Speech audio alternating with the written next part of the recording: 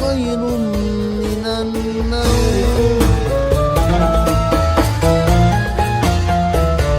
Assalamualaikum warahmatullahi wabarakatuh.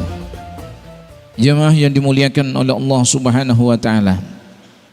Wa mimma razaqnahum yunfiqun. Orang bertakwa berinfak apa yang sudah diberikan oleh Allah kepada dirinya, dia infakkan di jalan Allah. Hidup ini sebentar aja, Pak. Jangan kita berinfak itu waktu kita dalam keadaan sakit. Allah suka kalau kita berinfak kapan? Waktu kita kaya, waktu kita punya, waktu kita sangat ingin dengan kekayaan, waktu kita takut menjadi orang-orang miskin di dalam kehidupan. Jangan waktu sakit baru berinfak. Sebab orang sakit tidak butuh duit, dia butuh sehat. Orang sehat butuh duit. Maka berinfak waktu kita butuh, jangan waktu kita tidak butuh. Begitu sakit baru kita panggil anak-anak yatim, orang-orang miskin, baru kita kasih dia, kirim nasi kotak. Jangan-jangan nanti doa anak miskin, anak yatim berubah sudah. Biasanya untuk sehat, tapi gara-gara kita garing, apa kata anak yatim? Wahai Allah, mudah-mudahan orang ini sakit lagi, wahai Allah. Kalau inya sakit nyaman, kami sering dikasih makanan. Ini kita ini terbalik, begitu garing baru datang bawa makanan. Itu hati-hati, doa anak yatim tuh mustajab itu. Waktu kita sehat datang. Kalau kita waktu sehat datang, sakit datang, tuh tidak ada persoalan. Ini kadang-kadang datang tuh berinfak tuh waktu sakit. Kok Pak Ustadz tahu? Saya sering dipanggil orang waktu sakit, barunya berinfak. Pak Ustadz untuk wakaf, Pak Ustadz. Kenapa? Kemarin waktu sehat datang sidin nih. Jadi di dalam hidup ini, dunia ini tidak akan pernah kita bawa, kecuali dunia ini kita kirim sebelum kita berangkat. Jadi kalau ingin kita mendapatkan apa yang kita miliki di atas dunia menjadi milik kita di akhirat, maka caranya bagaimana? Kirim dia sebelum kita datang. Sebab kalau kita datang baru dikirim, itu lain, itu punya orang sudah. Tapi kalau kita kirim sebelum kita berangkat, itu punya kita. Jadi di dalam kehidupan ini perbanyak kita untuk berinfak dan bersedekah, karena itu adalah milik kita. Tapi apa yang tersisa di atas kehidupan? Duit miliaran di rekening, rumah pian 4, mobil 4, ruko 4, bini manilah pian bilang 4 situ.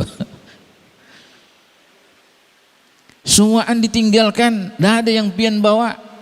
Duit sepeser pun tidak disangui, cuma kain kafan aja yang membungkus pian, dan kain kafan itu semasa hidup tidak ada satupun yang menggunakannya untuk pakaian. Belum pernah saya ketemu ada orang jahit jas pakai kain kafan. Seumur-umur saya belum pernah ketemu dengan orang, Pak ini kain kafan untuk apa? Biar Pak Ustadz, ini jas Pak Ustadz, biar keren Pak Ustadz. Apa yang biar keren? Tidak ada yang mau pakai kain kafan itu. Tapi begitu dia meninggal, rajakah dia? Sultankah dia?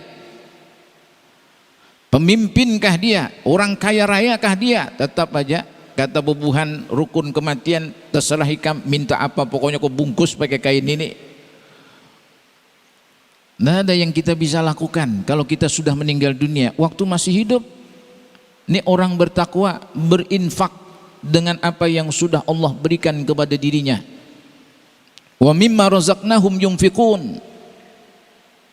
Kemudian yang keempat, orang bertakwa apa? Adalah orang yang percaya kepada apa yang sudah dikirimkan sebelum baginda Rasul dan ketika baginda Rasul. Jadi percaya kepada kitab Taurat, Zabur, Injil, dan percaya kepada Al-Quran. Kalau percaya kepada Al-Quran bukan hanya percaya, namanya percaya Pak. Ada orang lapar, lalu kita beri makanan, lalu dia makan. Ini kita percaya kalau dia lapar.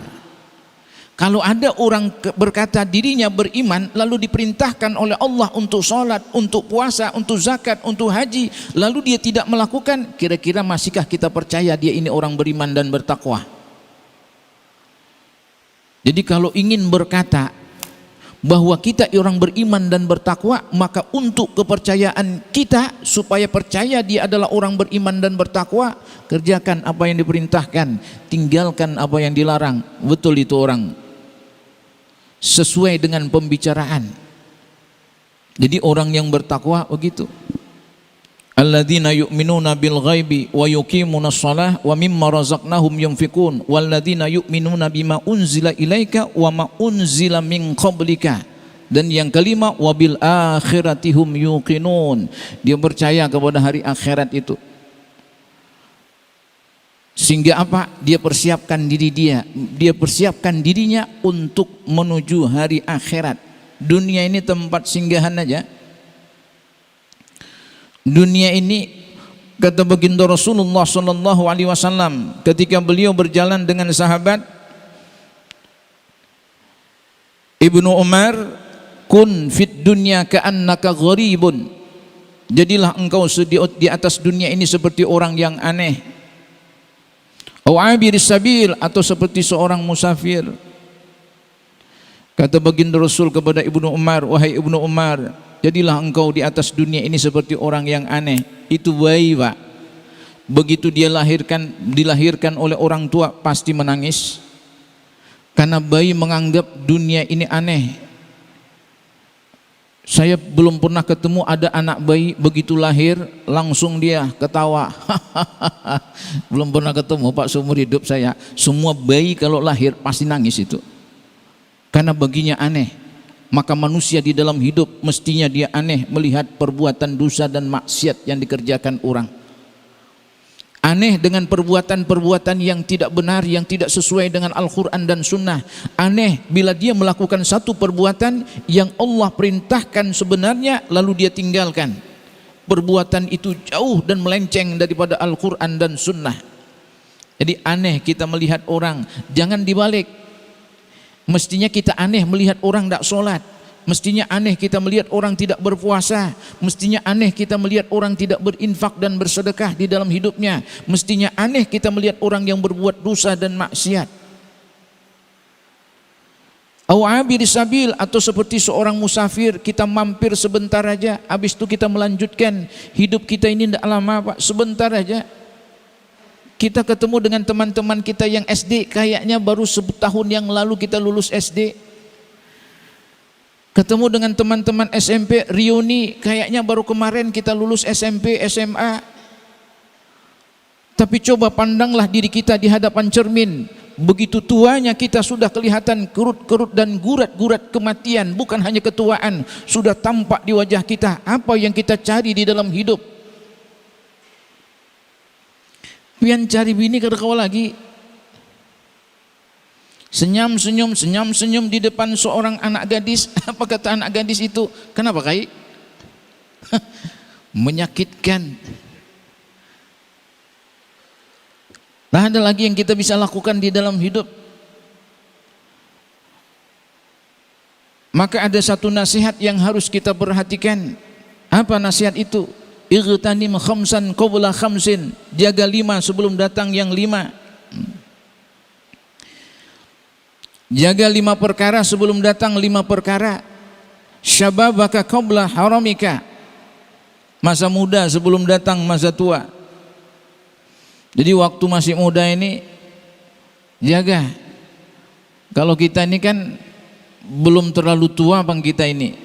Cuma muda itu lewat sudah. Nah, kalau dibilang tua kita belum terlalu tua, sebab belum sampai 100 tahun. Ini di sini paling tinggi mungkin 80 tahun. Itu gin kalau ada. Kayaknya enggak ada juga. Jadi kita ini tua belum, terlalu tua belum, tapi muda lewat sudah. Maka gaya kita gaya yang tengah-tengah aja. Jangan gaya orang tua, jangan juga gaya orang muda. Gaya orang tua itu apa? 1, pemarahan. Yang kedua, perajuan. Yang ketiga apa? Perasaan. Ini orang tua ini, tapi kan pian belum terlalu tua, jadi kada usah marah lawan ulun. Berceramah ini untuk orang yang tua bujur. Pian ini belum, ulun ulangi, pian ini belum terlalu tua, cuma muda lewat bujur sudah. Jangan juga gaya kita kayak anak muda, nggak laku. Pian bersaing dengan anak muda tetap juga bini-bini itu milih anak muda daripada pian, biar banyak duit. Kalau banyak duit dipeloroti apa? Duitnya aja. Jadi di dalam hidup ini jaga masa muda. Untuk apa? Untuk beribadah. Sebab kalau masih muda beribadah dengan orang tua beda. Allah lebih cinta kepada anak muda yang taat ketimbang orang tua. Itu kalau anak muda, kenapa? Banyak urusannya. Dia mau sholat, tiba-tiba ada telepon, dibaca, apa teleponnya bunyinya? Iya yang selesai itu, bisa ndak mampir ke masjidnya itu, angkat telepon, ada apa yang? Coba kalau orang tua ditelepon, begitu diangkat teleponnya, dilihat namanya siapa? Biniku. Ndak ada lagi ya yang situ tulisannya biniku. Begitu dilihat biniku, dimatikannya teleponnya. Ngomelnya sudah sholat hanya telepon, sholat telepon aja. Coba kalau masih muda angkat tuh, kalau sudah tua simpan teleponnya. Nanti kesampai di rumah baru dia ngomel dengan bininya, ikam nih kada tahu waktu telepon, sholat telepon. Coba waktu masih muda beda itu, parfumnya masih kencang. Semuanya masih bagus, dia cari parfum yang nyaman. Orang tua itu asal ada parfum bau melati aja sudah cukup itu. Taulah pian bau melati Pak pian. Itu orang-orang meninggal itu sering dipakaikan parfum terakhir apa? Baunya bau melati. Saya kalau ada orang pakai parfum lewat bau melati, saya ingat mayat tuh yang saya mandikan tuh. Itu kalau orang tua itu aja. Makanya beda antara orang tua. Makanya kata baginda Rasul, waktu masih muda itu dijaga sebelum datang waktu tua. Waktu masih muda kita masih kuat. Yang paling baik yang kita berikan kepada Allah adalah yang terbaik. Tenaga kita paling kuat, harta kita paling banyak, jabatan kita paling tinggi. Inilah yang paling baik kalau kita ingin melakukan sesuatu kepada Allah. Kebanyakan orang kan bukan waktu terbaik. Waktu miskin hanya apa cita-citanya? Wahai Allah, apabila tanahku payu, wahai Allah, aku mau berinfak, bersedekah, ku bangun satu masjid. Begitu payu kada dibangunnya juga. Ujur malaikat, ujur nih pasti nih botek nih kayaknya orang ini nih. Ujur aja habis cair lupanya dengan janjinya. Jadi bila berjanji itu, orang itu kalau berjanji itu kadang-kadang tidak ditepati. Makanya waktu masih muda ini gunakan untuk ibadah kepada Allah. Perbanyak amal ibadah kita kepada Allah. Yang kedua, wasihataka qabla saqamika. Waktu sehat sebelum datang waktu sakit. Gunakan waktu sehat ini. Pian sehat nih bisa duduk di majelis, banyak-banyak pian berada di majelis. Kata baginda Rasul, bila kalian melihat satu taman di antara sekian banyak taman-taman sorga, maka masuklah ke dalamnya. Apa yang dimaksudkan taman-taman sorga di dunia ini? Majelis taklim. Majelis taklim itu taman-taman sorga. Maka banyak-banyak kita berada di majelis taklim, sering-sering berada di majelis taklim, jangan bosan. Jadi sabar kita duduk di majelis taklim.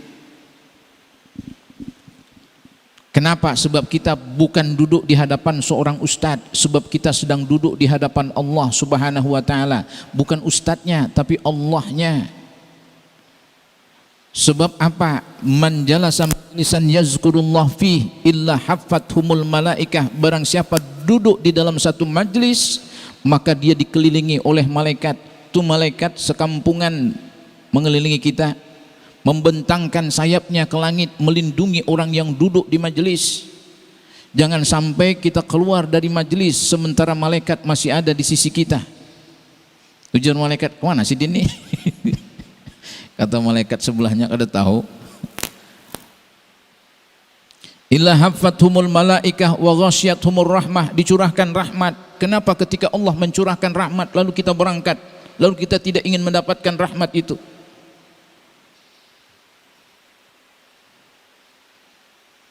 Wa anzalat alaihimus sakinah, diturunkan kepadanya ketenangan. Wa zakarallah fiman indahu, disebut nama kita satu persatu di sisi Allah Subhanahu wa taala. Ini kalau kita sering-sering di majelis. Makanya biar sering-sering berada di majelis, apalagi usia kita bukan usia muda lagi. Pergunakan waktu kita, habiskan waktu kita untuk ibadah kepada Allah Subhanahu wa taala. Sebentar aja lagi kita ini, setelah itu kita tinggalkan semuanya. Tapi waktu yang sebentar ini buat dia menjadi berharga di sisi Allah. Bagaimana caranya? Dengan menghabiskan untuk ibadah kepada Allah Subhanahu wa taala. Yang ketiga, wa ghinaka qabla faqrika, masa kaya sebelum datang masa miskin. Kalau kita masih kaya ini enak berinfak, bersedekah. Tapi kalau sudah miskin tuh janji aja. Nanti kalau tanahku disemai laku, bila lakunya. Sekalinya tumpang tindih 3 sudah. Tuh pian hari-hari bunyi kayak gitu itu pian tuh. Mumpungnya pian masih sehat nih, nyaman itu. Jadi waktu masih kaya sebelum datang waktu miskin, gunakan waktu kita untuk berinfak, gunakan kekayaan kita untuk berinfak dan bersedekah di jalan Allah Subhanahu wa taala. Wa faraghaka qabla sughlika, masa kosong sebelum datang masa sempit. Kita kosong, tidak punya kerjaan, nanti sempit, banyak urusan, anak menikah, keluarga kita ada pulang yang menikah, berangkat kemana, tidak ada lagi waktu kita untuk duduk di hadapan Allah, tidak ada waktu kita untuk di majelis. Baik kita disibukkan dengan urusan dunia ataupun disibukkan dengan urusan kita sendiri. Yang keempat, hayataka qabla mautika, masa hidup sebelum datang masa mati. Bila sudah datang kematian, maka tidak ada yang bisa kita lakukan. Tapi ketika masih hidup ini, maka lakukanlah dengan sebaik-baiknya. Maka tahun ini hijrahlah kita. Apa itu hijrah? Pindahlah kita dari perkara yang tidak benar menuju perkara yang benar.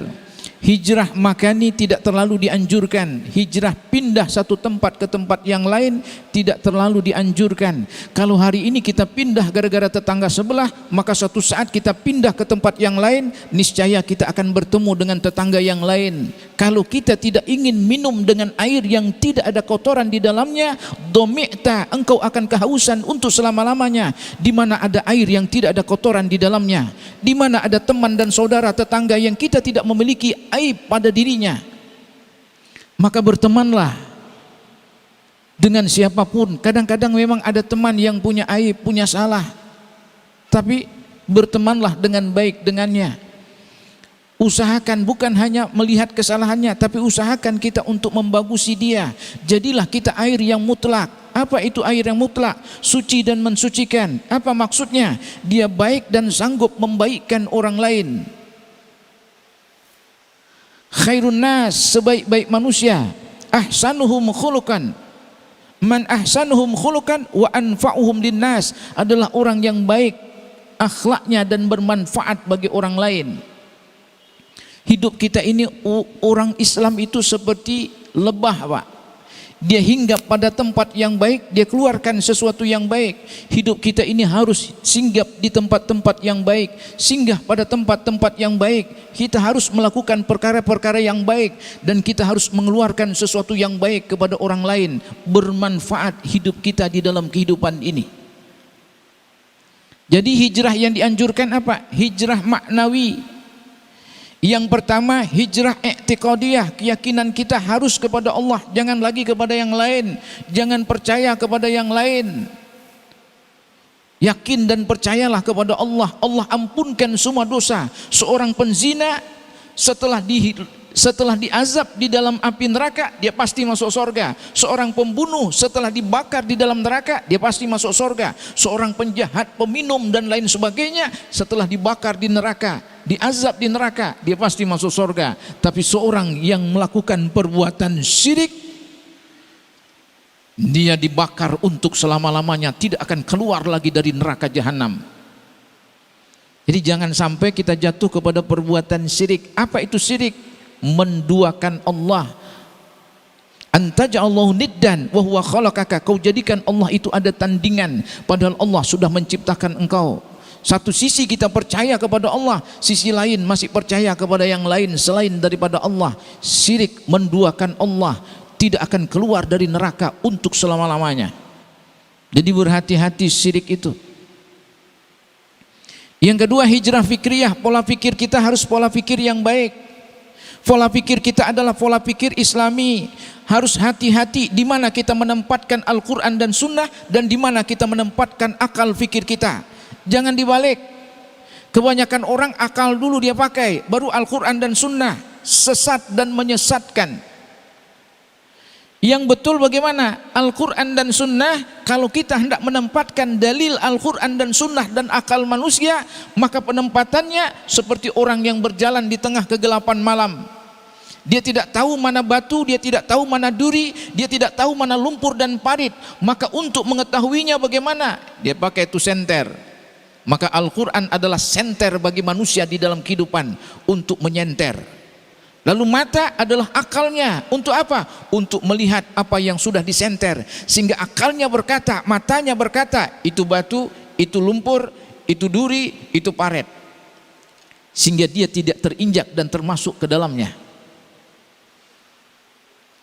Batu, dia langkah supaya tidak tersandung. Duri, dia hindari agar tidak tersusuk duri.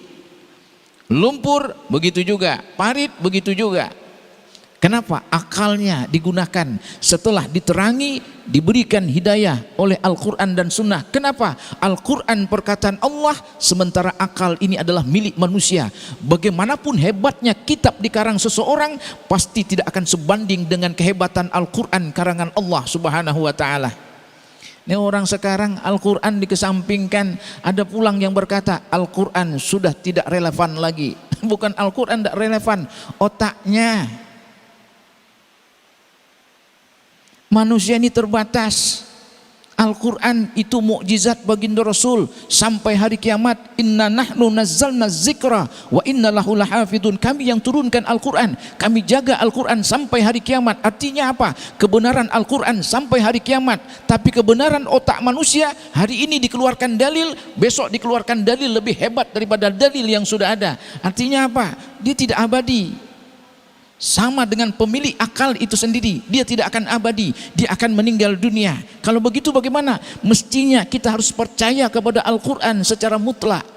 Ati'ullah wa ati'ur Rasul, itu mutlak. Wa ulul amri minkum, tidak mutlak. Selama pemimpin taat kepada Allah dan Rasul, ngikut. Tapi pemimpin tidak taat kepada Allah dan Rasul, tidak ada hak bagi kita untuk ngikut. Begitu cara penempatan. Sebab orang-orang sekarang banyak sesat. Liberal itu, sesat itu. Karena apa? Mendahulukan otaknya daripada Al-Quran. Memang otaknya lebih hebatkah daripada Al-Quran? Profesor doktor 17 kali pun masih tetap hebat Al-Quran. Orang Yahudi aja menggali Al-Quran, diambil ilmunya, datang orang sombong menganggap Al-Quran sudah tidak relevan. Hijrah fikriyah. Yang keempat, hijrah su'uriyah. Perasaan yang tidak benar, hijrah, pindah menuju perasaan yang baik. Hasad, hasud, dengki, benci, dendam, buang. Ganti dengan kasih sayang, penyantun, pemaaf, lembut, dan lain sebagainya. Dan yang terakhir, hijrah sulukiyah, akhlak. Pindah daripada akhlak yang tidak benar menuju kepada akhlak yang benar. Jangan lagi kita pemarahan. Mulai sudah sabar. Ada SMS masuk menyakitkan, kada usah dibalas, senyum. Kalau perlu tulis SMS balasan. Apa bunyinya? Wahai saudaraku, semoga engkau diberkahi oleh Allah. Begitu. Datang SMS menyakitkan, balas lebih parah lagi. Gimana jalan ceritanya? Baginda Rasul itu dipuji oleh Allah karena akhlaknya. Innaka la'ala khuluqin azim. Apa maksudnya untuk umat Nabi Muhammad? Kalau kalian ingin dipuji oleh Allah, maka bagusi akhlak kalian. Bukan hanya ibadah kalian kepadaku, bukan hanya solat, tapi yang penting adalah akhlak. Sebab buah daripada solat dan ibadah adalah melahirkan akhlak yang mulia di dalam kehidupan. Mudah-mudahan di tahun hijrah ini kita bisa pindah kepada sesuatu yang lebih baik. Barang siapa yang tahun ini sama dengan tahun yang kemarin, maka orang tersebut adalah maghbunun, rugi. Tapi siapa yang tahun ini lebih buruk daripada tahun kemarin, mal'unun, terlaknat, celaka. Lalu yang bagus bagaimana? Tahun ini harus lebih baik daripada tahun yang kemarin. Rabihun, beruntung dia, sebab tahun ini lebih baik daripada tahun kemarin. Mudah-mudahan hidup kita semakin lebih baik pada akhirnya, dan ketika dipanggil pun Allah, malaikat itu tidak mencabut nyawa kita. Tapi apa kata Allah? Ya ayyatuhan nafsul mutmainnah irji'i ila rabbiki radiyatan mardiyah fadkhuli fi ibadi wadkhuli jannati. Wahai jiwa-jiwa yang tenang, tidak usah dicabut, kembali sudah engkau, kembali ke hadirat Tuhanmu, balik sudah. Dicabut dalam keadaan lembut, baik. Kenapa? Sebab amal ibadahnya semasa hidupnya juga baik. Semoga Allah kabulkan semua hajat dan keinginan kita yang baik. Semoga Allah ampunkan semua dosa dan kesalahan kita, dan semoga Allah masukkan kita ke dalam surganya. Billahi taufiq wal hidayah. Assalamualaikum warahmatullahi wabarakatuh.